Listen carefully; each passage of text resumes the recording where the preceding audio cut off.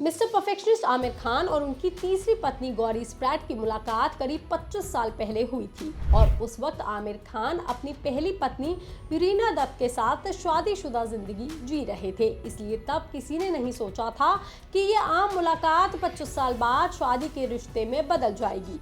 मगर आमिर खान की love life हमेशा बॉलीवुड की किसी फिल्मी कहानी जैसी ही रही है। जी हाँ, पहली मोहब्बत को पाने के लिए उन्होंने अपने खून से लव लेटर लिखा था, दूसरी बार फिल्म के सेट पर दिल हार बैठे थे और तीसरी बार करीब 25 साल पुरानी एक मुलाकात उनकी जीवन साथी बन गई। लेकिन इन तीनों प्रेम कहानियों की शुरुआत कैसे हुई, रीना दत्त और किरण राव के साथ आमिर खान का रिश्ता कैसे खत्म हुआ और गौरी स्प्रैट कैसे उनकी जिंदगी में दोबारा आई, हम आपको आमिर खान की तीनों लव स्टोरियों के बारे में सब कुछ बताएंगे इस वीडियो में। सबसे पहले बात गौरी स्प्रैट की, जिनसे आमिर की पहली मुलाकात करीब 25 साल पहले हुई थी। लेकिन इसके बाद दोनों के बीच कोई संपर्क नहीं रहा था क्योंकि गौरी अपनी जिंदगी में व्यस्त थी और आमिर अपनी शादीशुदा जिंदगी जी रहे थे। मगर कई सालों के बाद आमिर की चचेरी बहन के जरिए दोनों के बीच एक बार फिर मुलाकात हुई तो अचानक दोनों अच्छे दोस्त बन गए। धीरे धीरे ये दोस्ती विश्वास और फिर प्यार में बदल गई। बता दें, गौरी बेंगलुरु की रहने वाली है और आमिर खान के प्रोडक्शन का हिस्सा है। फिल्म प्रोडक्शन के क्षेत्र में आने से पहले वो बेंगलुरु में एक सैलून चेन का काम करती थी, इसलिए इससे पहले वो बॉलीवुड की चकाचौंध से दूर थी। उनके बारे में बात करते हुए आमिर बता चुके हैं कि उन्होंने करीब 1.5 साल तक अपने इस रिश्ते को दुनिया की नजरों से छिपा करके रखा था।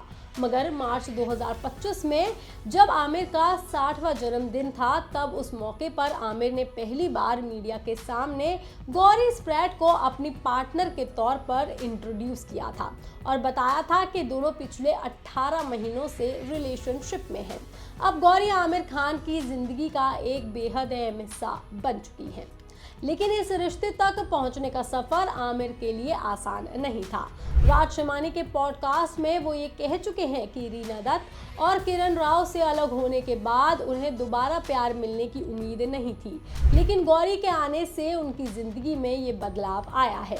मगर इस बात में भी कोई शक नहीं है कि आमिर खान की लव लाइफ किसी बॉलीवुड की कहानी से कम नहीं है और इस कहानी का पहला चैप्टर शुरू हुआ था रीना दत्त से। उनकी कहानी तब शुरू हुई थी जब आमिर खान बॉलीवुड में सुपरस्टार नहीं थे, बल्कि अपने सपनों को पूरा करने के लिए वो लगातार संघर्ष कर रहे थे। हालांकि वो रीना को बचपन से जानते थे। दरअसल रीना और आमिर पड़ोसी थे और दोनों बचपन से एक दूसरे को अच्छे से जानते थे। मगर जब आमिर बड़े हुए तो उन्हें रीना से प्यार हो गया। कहा जाता है कि आमिर अपना दिल रीना को दे बैठे थे, लेकिन अपने प्यार का इजहार करना उनके लिए बिल्कुल भी आसान नहीं था क्योंकि शुरुआत में रीना इस रिश्ते से साफ इनकार कर चुकी थी। मगर आमिर हार मानने वालों में से नहीं थे, इसलिए एक दिन उन्होंने अपने खून से रीना के नाम का एक लेटर लिख दिया था। हालांकि बाद में खुद आमिर ने कई इंटरव्यूज में ये बात मानी कि प्यार जताने का ऐसा तरीका बिल्कुल सही नहीं था, लेकिन उस दौर में उनकी दीवानगी चर्चा का विषय बन गई थी। हालांकि इस लेटर के बाद धीरे धीरे रीना भी आमिर के प्यार को और उनकी सच्चाई को समझने लगी और फिर साल 1986 में दोनों ने परिवार की मर्जी के खिलाफ जाकर के चुपचाप शादी कर ली। कहा जाता है कि उस वक्त दोनों ने अपनी शादी की खबर कुछ समय तक बेहद निजी रखी थी क्योंकि आमिर का करियर अभी शुरुआत की दौर में था। सबसे दिलचस्प बात यह है कि उस दौरान आमिर अपनी फिल्मी करियर को जमाने में लगे हुए थे, लेकिन रीना हर मुश्किल वक्त में उनके साथ मजबूती से खड़ी हुई थी। फिर साल 1988 में फिल्म कयामत से कयामत तक आई और जिसने आमिर को रातों रात में स्टार बना दिया। बहुत कम लोग जानते हैं कि फिल्म के प्रमोशन के दौरान रीना ने भी पर्दे के पीछे से रह करके आमिर की हर तरह से मदद की थी। उस समय सोशल मीडिया का दौर नहीं था। प्रोडक्शन हाउसेस अलग अलग तरीके से फिल्म का प्रमोशन कर रहे थे और रीना खुद भी इस फिल्म का प्रचार कर रही थी। दोनों के रिश्ते में सपोर्ट, दोस्ती सब कुछ था, मगर फिर भी दोनों की शादी सिर्फ 16 साल तक ही चली। इस दौरान उनके 2 बच्चे भी हुए, एक बेटा और एक बेटी। लेकिन वक्त के साथ दोनों के रिश्ते में दूरियां बढ़ने लगी। आखिरकार साल 2002 में आमिर खान और रीना दत्त ने आपसी सहमति से तलाक लेने का फैसला कर लिया।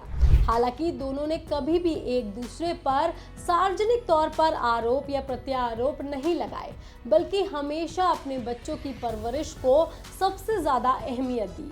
यही वजह है कि तलाक के इतने साल बाद भी कई पारिवारिक मौकों पर एक दूसरे के साथ ये दोनों नजर आते हैं।